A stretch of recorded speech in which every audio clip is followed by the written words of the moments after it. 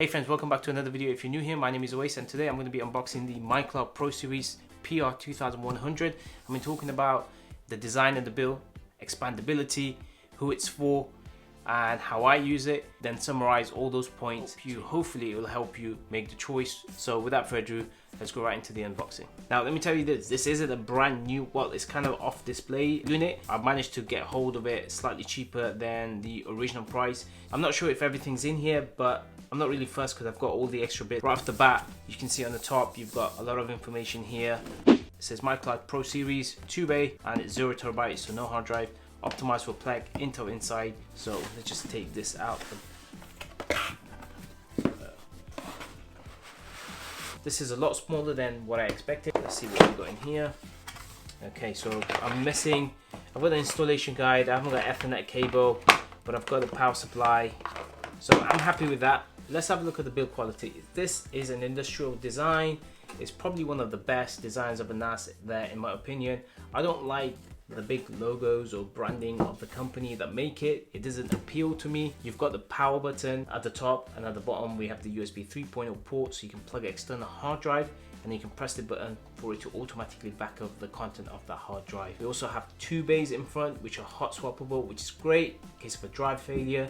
You can quickly remove the hard drive and pop another one in. It's simple. Just pull this tab and pull this down, pop the hard drive in like this, just drop it in and close that, and as simple as that. I want to pull it out, pull this up, push it down and remove the hard drive.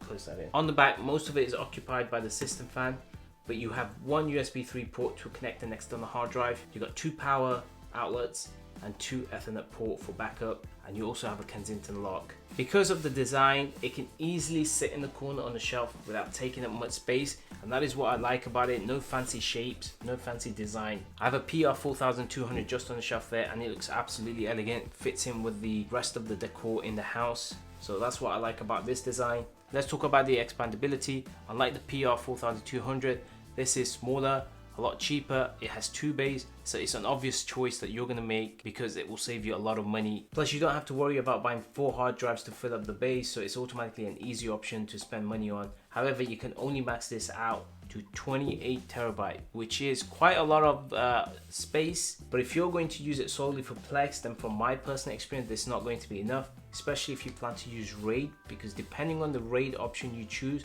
you instantly cut down on the storage. Buying a 6 terabyte hard drive can cost up to £105 each. So having a 4-bay, you can work out that's gonna cost you a lot. And if a drive fails, that's an additional cost that you're going to be incurring. Now let's move on to who it's for. If you're going to be using this for Plex and some documents, just storing your movies, i.e. like collection of Marvel movies for example, then this is sufficient for you. But if you want to use it just for Plex and storing endless amount of movies because someone else is requesting them and you want to let people stream from this, 28 terabytes is going to fill up quite instantly. If you're going to be storing all those movies, they all add up. A movie is about 1.5 gigs, 2 gig, maybe 2.5 gigs if you're using 1080p. If you're moving to 4K, then that's about 7 gig per movie. Again, if you're gonna be doing a remix and putting them on here, that's like 40 gig.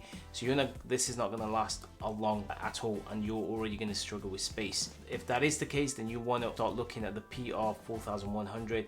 That's 4 bays, and that pushes it all the way to 58 terabyte, which is a huge amount of space. Let's move on to why I use it. Now, you may not agree with my setup, but the reason why I bought this solely because I can store my personal movies that I record on the iPhone and my time capsule backup.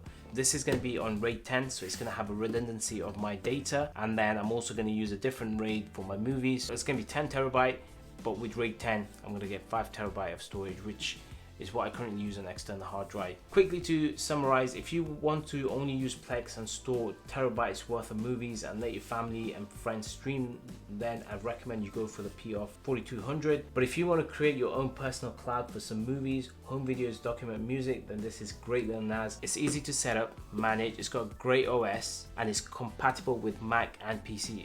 So I highly recommend you get a Western Digital NAS. And finally, if you have any questions, then pop them in the comments below. I will reply to them. The reason I didn't cover a huge aspect of this is because another video is going to come out on the PR2200, which is my main device, which I've had for a lot longer.